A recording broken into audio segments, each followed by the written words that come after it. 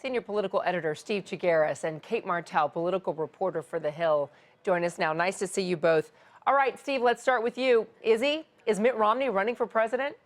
No, Mitt Romney's not running for president, but this is the establishment that's watching a potential collapse of what they know as the GOP. And now you're hearing all the leaders, in quotes, of the Republican Party get out there and start talking trash about Trump. They don't want to see him as the nominee. I mean, Romney is the sort of the highest ranking, in a sense, Republican that's around. There's no president the president is not a Republican. He's the last presidential nominee, and so he's getting out there. I mean, it is remarkable, by the way, this speech, that the last nominee of the party is out there trashing a guy who is on the way to becoming the next nominee. I mean, I don't know when the last time you've seen this. Maybe it was in '64 when Goldwater ran, and people talk about Reagan's speech, although Reagan wasn't the prior nominee. But it's just sort of unbelievable to see the amount of criticism of a guy who has won the vast majority of the contests that have happened so far. He's not the only one. Former Republican nominee for president, John McCain, also speaking out against Trump, saying that he agrees with Mitt Romney.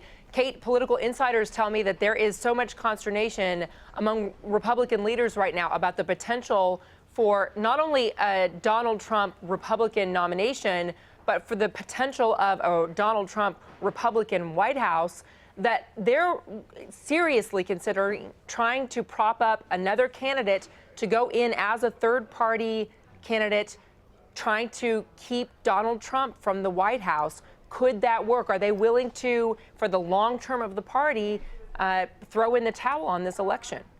You make a very good point, and it will come down to, can the Republican Party coalesce around someone like Donald Trump? We saw Speaker Paul Ryan come out a few days ago and say that what Donald Trump was saying about David Duke and the KKK was wrong, but ultimately, if he's the nominee, he would support him or whoever the Republican is. Now, I think we're seeing the Republican establishment start to make the calculation, hey, should we throw in, like you were saying, somebody as a third party? But the way the Electoral College works, that makes it very difficult for a candidate like that to have a chance at winning the White House in November. Well, maybe they're going into it not thinking that the third party candidate would win, but just to keep Donald Trump out. I mean, it would be like spoil sports.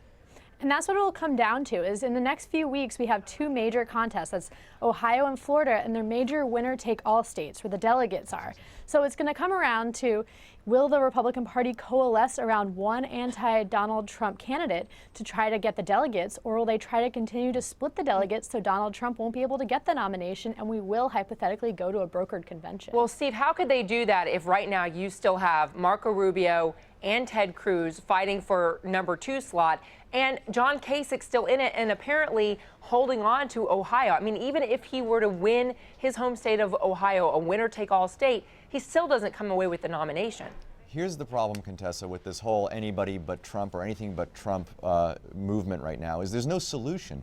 No one's come up with a solution. No one's endorsing any candidate to just sort of coalesce around at this point. You have some people saying Rubio, but you're not seeing them tell the others to get out of the race. You're hearing ideas of a brokered convention. You're hearing ideas of a third party, which, by the way, is so far out there at this point. To try to get a third party or an independent bid going at this point in the game, just ask Michael Bloomberg. It takes a lot of preparation and money and organization to do that. To just throw it out there as a potential solution in March, the ultimate question is all of this coming too late? And I think the answer is yes. Okay, they should have been doing this months ago. If they were worried about Trump, they should have figured out a way to derail him before he won 10 out of 15 contests. Okay, so then if that's the case, who in the world is Mitt Romney talking to? And this national security letter that was signed by all of these national security insiders about Donald Trump, what's the point? Well, it's interesting. Romney talks about we Republicans. What does that mean?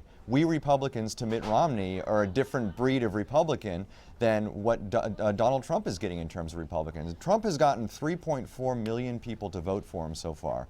These aren't people who are necessarily going to listen to Mitt Romney talk or lecture them about them being suckers for voting for Donald Trump. These are people who are looking for change. I mean, Trump really is, in a sense, the ultimate disruptor here. And I think that's what is scaring establishment Republicans. He's like the Uber going into a city and trying to shake up the taxi system, right? And you had the taxi drivers get all worried about this new person. And well, that's what's going on with Trump. He comes in, he becomes the nominee of the party, and it shakes things up so much it becomes foreign to what Mitt Romney calls we Republicans. But he tweeted out even before Romney's speech on the news of what it would contain. Why did Mitt Romney beg me for my endorsement 4 years ago? Failed candidate Mitt Romney, who ran one of the worst races in presidential history, is working with the establishment to bury a big R win. I've brought millions of people into the Republican Party while the Dems are going down. Establishment wants to kill this movement. I am the only one who can beat Hillary Clinton. I am not a Mitt Romney who doesn't know how to win. Hillary wants no part of Trump. I mean, here Donald Trump is raising an interesting point. Mitt Romney could not capture the imagination of a nation and secure the big win when it mattered. So what's his value as a Republican leader now? Is that for me? Sure.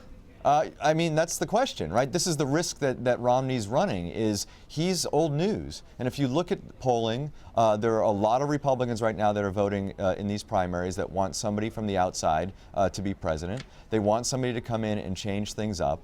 And you have somebody like Mitt Romney, who had a chance to become president, who, by the way, Trump has, since at least last January, been railing on as a loser and somebody who couldn't close the deal in terms of becoming president. You have now, you have him now coming out and suggesting that Republicans and Republican voters should listen to him about Donald Trump. It's a real risk, and I don't know if it's going to land in the way that the anti-Trump people hope it's going to land.